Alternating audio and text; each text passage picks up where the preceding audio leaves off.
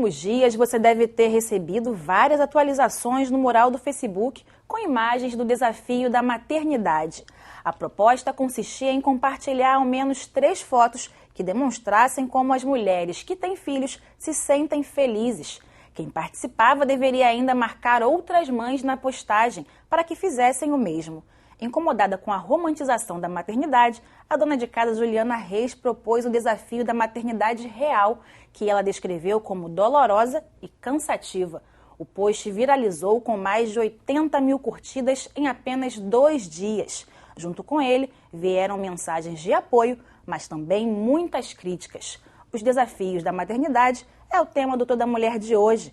E para falar sobre isso, eu recebo a blogueira Silvia Soares e a psicóloga Sheila Veloso. Olá, sejam bem-vindas. Para começar o programa, eu gostaria que a gente falasse um pouco sobre essa polêmica, né? Realmente foi muita polêmica com esse tema discutido no Facebook. Como vocês viram inicialmente essa proposta do desafio da maternidade? Bem, inicialmente, assim que me marcaram, né?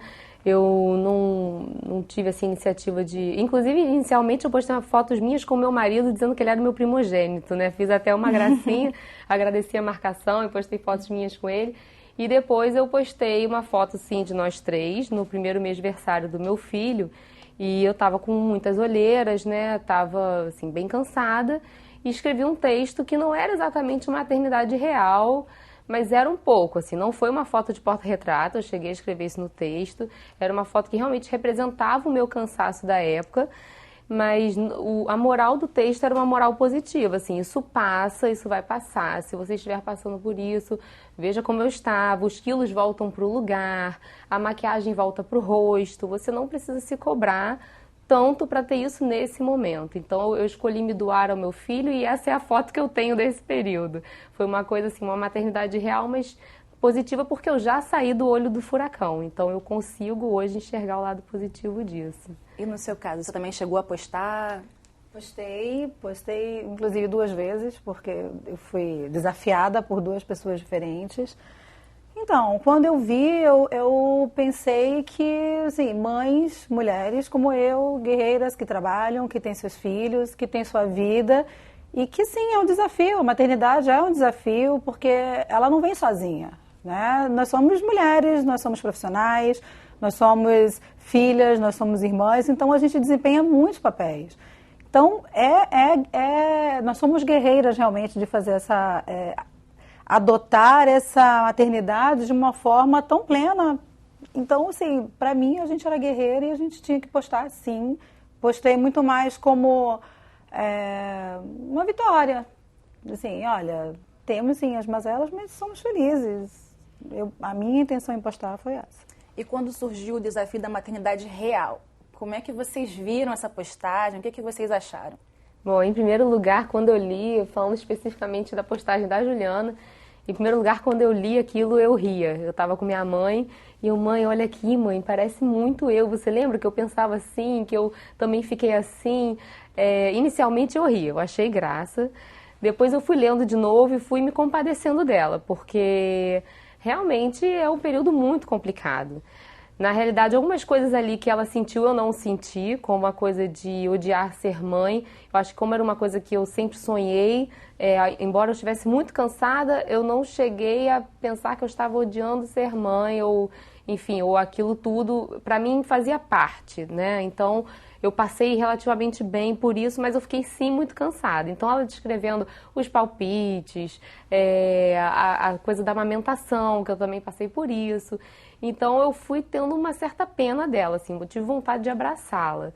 E era isso que eu sentia com relação a todas as mulheres que estavam vivendo isso naquele momento. Porque para mim foi muito cansativo e eu não sou daquelas que esquece, não. Fica muito latente em mim. Por isso que eu criei o blog, por isso eu criei o canal no YouTube, por isso que eu gosto de falar sobre isso e escrever, porque mantém em mim isso ativo e eu posso ajudar outras mães também, né? Então, quando eu li, eu achei que era um grito de libertação daquela mulher que estava ali. De falar o que acontece realmente. Ela aproveitou esse desafio da maternidade para ela poder expor o que ela sentia, os sentimentos dela.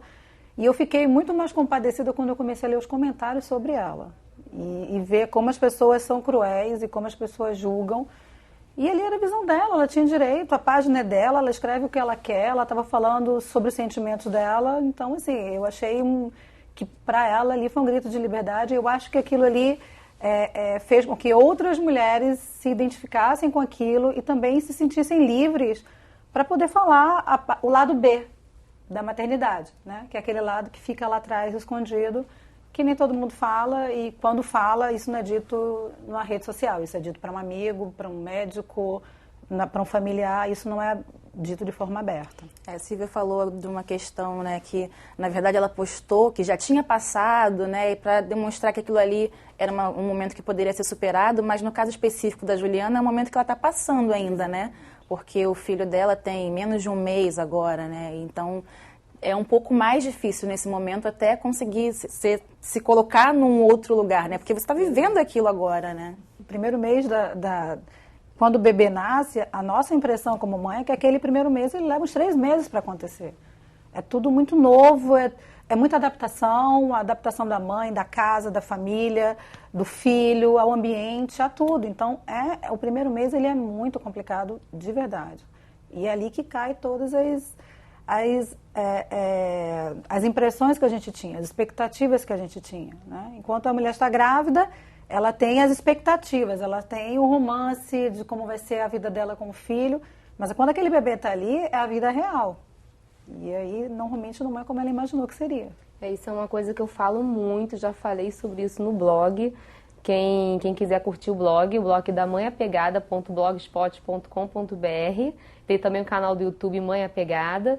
E eu já falei justamente sobre isso, sobre as expectativas que a gente cria. E eu acho que isso tudo é o que mais gera frustração. Eu acho assim, eu dou esse conselho para todas as grávidas amigas minhas.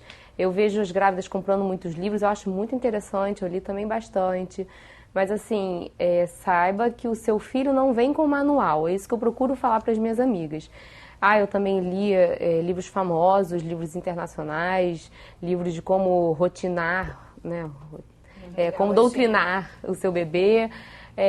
Li livros assim que tem seu valor, né? Para mim, algumas coisas eu consigo aplicar, mas é importante você saber que nem tudo você vai conseguir aplicar, porque você fica frustrada. No meu caso, outras 2 amigas tiveram bebês próximos e nenhum dos 2 bebês choravam tanto quanto o meu. O meu chorava para pegar sol, o meu chorava para trocar fralda, chorava para tomar banho. Então, aquilo me gerava uma frustração muito grande. Como é que eu vou botar rotina de mamada num bebê que chora quando sai do peito? Então, eu não tinha rotina de mamada. A rotina dele era 24 horas por dia no peito. Então, isso que você falou da expectativa realmente é muito interessante. Eu falo muito sobre isso com as grávidas. E você falou, já comentou comigo aqui, que o seu filho tinha uma necessidade muito grande de você, né? Isso. Na verdade, existe um conjunto de características que isso foi uma coisa que, na verdade, é um conceito que vem de fora e está chegando no Brasil agora, que é sobre o bebê high need. Existem alguns grupos no Facebook que eu consegui me identificar com um grupo desses e foi aí que eu li, né, as características de um bebê high need e identifiquei o meu bebê, porque, enfim, ele era um bebê conforme eu falei, ele se saísse do peito chorava, ele era super irritadiço, ele gostava muito de mamar, só queria mamar. Eu até tentei dar chupeta, ele rejeitava, hoje eu não me arrependo, acho que foi melhor assim, mas ele sempre teve muita necessidade de contato comigo no peito, pele a pele, e assim, não adiantava dar brinquedinho, ele queria mesmo era interagir com pessoas, era ficar no colo mesmo, e isso a gente nota que é assim até hoje, né? Acho que as características de um bebê high need vão até um pouco mais pra frente, né? E, enfim, e era assim, aí eu me identifiquei, encontrei finalmente minha tribo num grupo de mães no Facebook. O Facebook nesse ponto me ajuda muito, porque conversando com amigas, né, conforme eu falei, eu não identificava meu bebê com nenhum bebê delas, né? E aquilo me deixava frustrada, eu ficava me perguntando onde eu estava errando. Por que a minha amiga conseguia botar rotina no bebê dela de dormir a última mamada da noite? Eu pensava, gente, mas o meu filho não tem última mamada da noite. Meu filho não sai, simplesmente não sai do peito. E não era fome, né? Ele sempre engordou muito, ganhava muito peso. Então, assim, era uma característica dele mesmo. E o Facebook me ajudou muito quanto a isso, né? As redes sociais me ajudaram muito. E no seu caso, você falou que não é do Rio, né? Isso. É só você, o seu marido e agora suas filhas. E como é que você conseguia lidar com as dificuldades da maternidade, assim, no começo, tanto da mais velha, tanto da mais nova? A mais velha foi um desafio grande, porque eu não convivia com crianças, eu não tive sobrinhos, eu não tive crianças que cresceram perto de mim. Então eu lembro que quando eu peguei ela e botei no bebê conforto para levar para casa, a primeira coisa que eu pensei foi, o que eu faço com essa criança? Porque ela não brinca, ela não interage, o que se faz com um bebê recém-nascido? Além de dar de mamar para ela. Então, assim, eu precisei ler alguns livros, sim. Eu tentei colocar na rotina e consegui, graças a Deus, eu consegui ter uma rotina adaptável, porque eu acho que é isso, a gente vai ler, a gente vai conhecer várias coisas, mas assim, a gente vai enxergar o nosso filho porque ele é único, né? Então, o que é desse meu filho é que eu consigo adaptar ao que esse livro está me falando e que pode me ajudar. Então, com ela foi isso, e por ela ter sido um bebê que estava sendo desejado já há muito tempo, né? A gente precisou fazer tratamento, então eu acho que eu deixei muitas coisas para lá. Eu tive mais ajuda, eu tive uma babá que ficava comigo a partir dos 3 meses, porque eu ia voltar a trabalhar. Então, assim, isso me ajudou nesse período. Com a segunda filha foi diferente. A minha vida estava organizada. A minha filha mais velha tinha 6 anos, eu já tinha uma vida muito mais organizada, sem tantos problemas, sem tantas questões de trocar de roupa, hora para sair, para acordar. Então, quando a menor chegou, mudou completamente, novamente, a minha vida. E aí eu tinha um problema, que eram as questões da maternidade, porque apesar de eu já ter sido mãe, isso não passa, continua, cada bebê é um bebê. Ela chorava muito mais do que a outra, elas são bebês diferentes, são crianças diferentes. E além disso, eu tinha a minha mais velha, né, que eu tinha que tomar conta, que sempre foi muito próxima da gente, e de um dia para o outro, meio que é como se isso fosse arrancado, assim. A criança nasceu, a sua filha já não fica mais no hospital com você, eu não tenho parentes aqui, como a bolsa estourou, ela teve que dormir na casa de uma amiga, e aí, assim, eu me sentia muito dividida. Eu lembro de ter ligado para amigas que tinham 2 filhas e falar assim, gente, como é que é isso? Porque eu me sentia muito culpada de ter que dar atenção para uma e a outra ficar mais afastada. Então, assim, já teve caso de eu deitar na cama dela, depois chorar abraçada com ela, porque assim, eu tinha muita saudade também de estar com ela. Então, foram questões diferentes. Apesar de ter as mesmas questões da maternidade da primeira, eu já me sentia um pouco mais preparada, menos insegura, acho que isso foi o que fluiu mais rápido, mas mesmo assim também tive os meus momentos de da criança chorar e não saber o que é, e chorar junto com ela. Então, assim, isso continua. A diferença é que tinha uma outra criança que estava ali e também precisava de mim, e eu precisava dela. Né? Assim, eu tinha saudade dela também. Sim. Então, acho que a questão maior foi ter outro filho também. Isso potencializou um pouco esse primeiro mês, assim. A gente vai ter que fazer uma pausa agora, mas daqui a pouquinho a gente continua com o nosso bate-papo. Tá, ok. Toda mulher vai para um breve intervalo e volta já. Não saia daí.